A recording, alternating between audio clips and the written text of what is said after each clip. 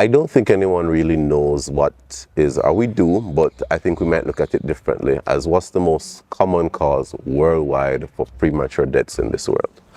And it might not be what you think it is. It's not cancer, it's not motor vehicle accidents, it's actually cardiovascular disease. That is, on a statistical basis, the most common cause of premature deaths worldwide. Now, it's said that cardiovascular disease accounts for somewhere between 17 to 18 million deaths per year, whereas deaths caused from cancer, deaths caused from motor vehicle accidents, in total, don't amount to the amount of deaths that cardiovascular disease causes. And so I think it's an important topic for us to know about. I think it's an important topic for us to understand. And so today we're going to talk a little bit about what cardiovascular disease is and what are some points that you can do to help to reduce your risk of having cardiovascular disease. All right. So cardiovascular disease is any disease that would affect basically the vascular system or the vessels of the body, along with the plus or minus the heart itself. And those numbers that I gave you earlier, actually on how many deaths happen worldwide, is actually deaths or records that are recorded by who we call the WHO system, the World Health Organization system. And so you have to understand that your cardiovascular system in your body is extremely important for your health and your well-being, right? So I think we should talk about some factors that can affect it and possibly look at some ways in which we can avoid having those stressors or risks to our cardiovascular system. So one of the first things I think we can speak about is our diet. Again, having foods that aren't healthy, having a lot of fatty foods, having a lot of foods that are filled with cholesterol levels, increasing your cholesterol levels, puts you at higher risk for cardiovascular disease because it puts you at higher risk of developing what we call arteriosclerosis in medical terms. It puts you at higher risk of developing cholesterol clots in your vessels. And when that happens, it decreases the amount of blood flow that leads to your heart. And your heart is very, very, very, very vital for your life. Not only does it pumps blood around your body, yes, but it also has its own blood supply that it needs to survive. And so when we eat all of these foods that puts our heart at risk or puts our blood vessels at risk, then we decrease the amount of blood that goes to our heart from these clots or plaques or cholesterol plaques in our vessels. And that's what can lead to having a heart attack. And that's what can lead to us even having strokes because we have less blood going to our brain. What you can do for that is that, one, have a healthier diet, have a healthier lifestyle, have more lean type proteins, have less fats, have less of the rice and less of the pastas, less of the heavy foods in the carbohydrate section.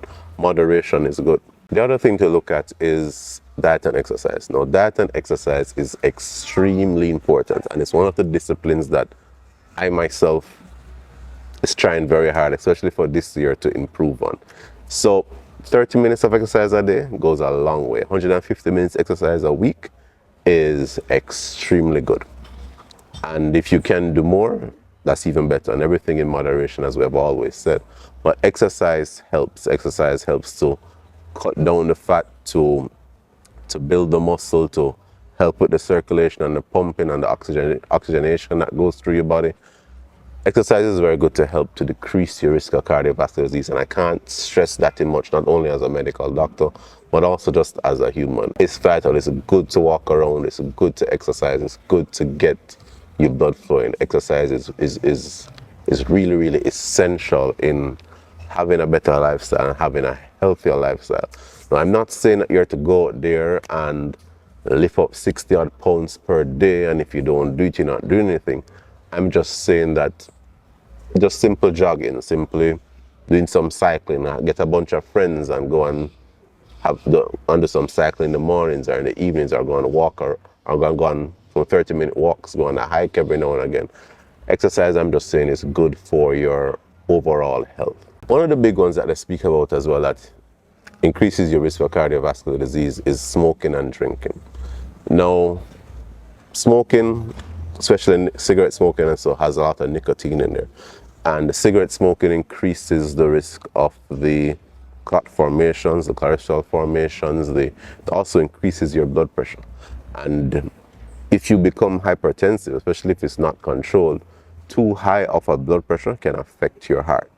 It can cause your heart is a muscle, right?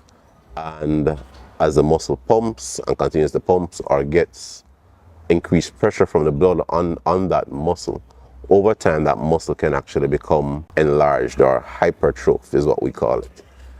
And as it gets larger, what happens is that the area that pumps blood out of your heart can get smaller, and it can lead to less blood being pumped out of your heart, something that we measure by what we call an ejection fraction. And there's a certain percentage of which your ejection fraction should be. Anything below that then can lead to what we call heart failure. Right? And there are different stages and different levels of that, which we can talk about in a different topic. So smoking has a risk to your heart overall, even from developing high blood pressure, which it can cause. Not only do you have to look at getting an enlarged heart in terms of muscle or a hypertrophed heart, but you can also get what we call dilated heart disease, in which your heart actually gets dilated, and so the muscles aren't strong enough to pump the blood out at all, and your heart is what I call almost like a big balloon that's not able to pump sufficiently or pump blood out sufficiently. Another thing that you should have to do in moderation is alcohol. So having way too much alcohol is not good for your heart, for your cardiovascular system whatsoever, especially for your liver. There are studies that say a little bit of alcohol is okay. There are studies that say a little bit of alcohol is fine for, and it helps to unload the amount of pressure that goes onto your heart. It helps with ease. So moderation is good, they say. So I'm not saying that that you're gonna stop your drinking. I'm not saying that you're gonna quit your drinking today. But I'm saying that having an overload or having way out of proportion amount of alcohol is not good for your heart. It's not good for your vascular system in no way, shape or form. Another thing that can affect your cardiovascular system, which I don't think we talk about a lot, I don't think we look at it a lot, but everybody goes through it. I know I go through it, I know everybody else goes through it, is your stress level and your mental health level. Your mental health level and your stress level are very, very important for how your body reacts to things, how you on a whole deals with things. And when something is there that stresses you out a lot, there are certain hormones in the body that build up, like for instance cortisol, and that can affect your blood pressure, that can affect your whole inflammatory processes in your body as well. And over time that can lead to affecting your heart, that can lead to affecting your vascular system. So yes, stress can kill, but you have to know how to manage your stress. It's always good to talk to somebody about your stress. It's always good and that has to be somebody who you confide in, somebody who you trust, so you can have that rapport and that relationship with. And I'm not saying you must offload all your problems onto anyone else. What I'm saying, as humans, it's good to talk and it's good to communicate.